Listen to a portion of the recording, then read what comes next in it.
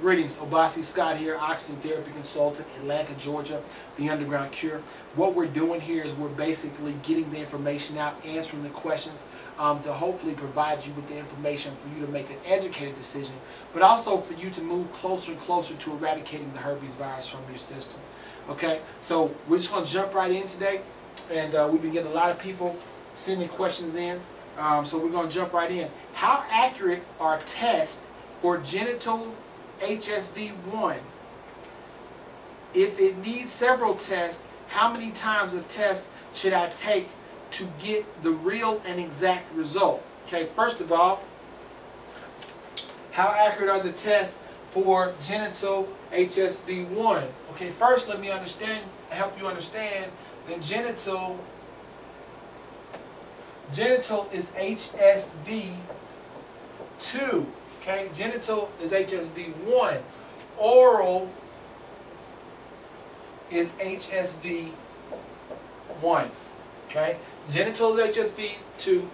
Oral is HSV1. Now, there are two types of tests that you can take. Okay, the first type of test is known as the Igg test. The Igg test is normally administered by the doctor,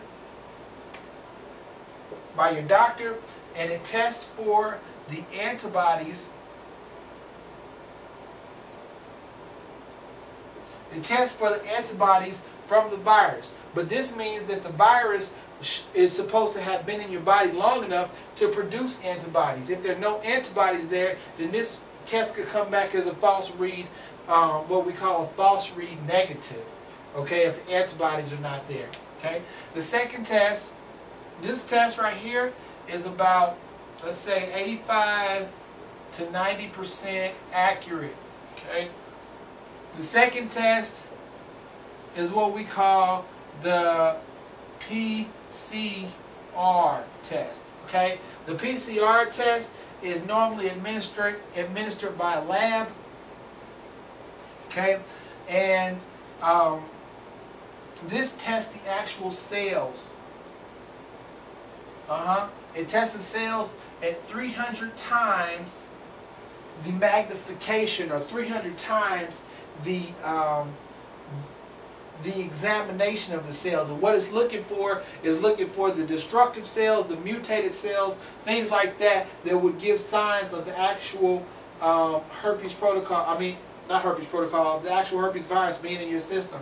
This one is about 95 to 98% accurate. Okay? Now, what you got to understand is there's a third way that you can tell. Okay? And that's, it's not really a test, but it's the third way to tell, is just give your body time. Okay?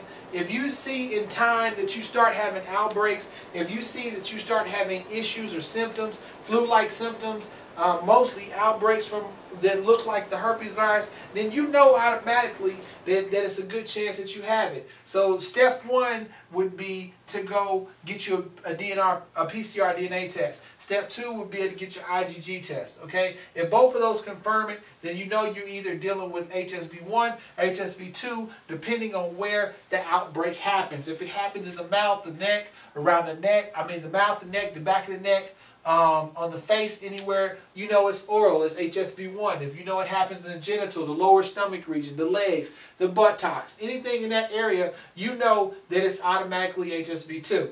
Okay? So, let's see. Did I answer that question? Okay, how accurate are the tests? Do you need several tests? How many times should I test to get the... You really only need to test one time if you're doing the PCR DNA test. You may need to test at least twice. If you take this Igg test immediately, you may need to go back after antibodies have had a chance to produce in your body and take it again. That way you can really test and see if it tests positive. Okay?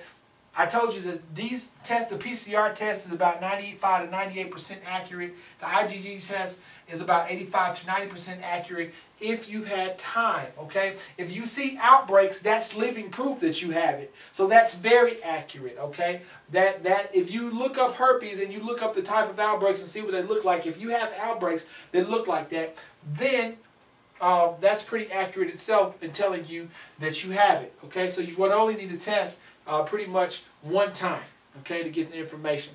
So I hope that kind of helped a couple people. If it did, do me a huge favor and share this video.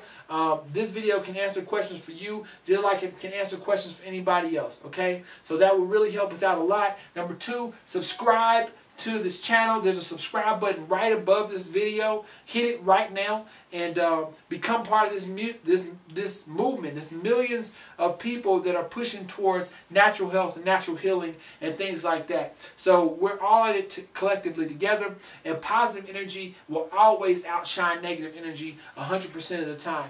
Number 3, leave a positive comment below. Okay, your positive comment, your inspiration, your motivation, you're being happy about what you learned in your situation will motivate somebody and inspire somebody else to keep going, to keep pushing, and to take the next step to get their healing, to eradicate the virus from their body, to be disease free, and to get their life back. So help us do that. If you've got any questions, concerns, or comments, please send them to the undergroundcure@gmail.com. I'm sorry, undergroundcure@gmail.com. No "the" in front of it. The website is theundergroundcure.com.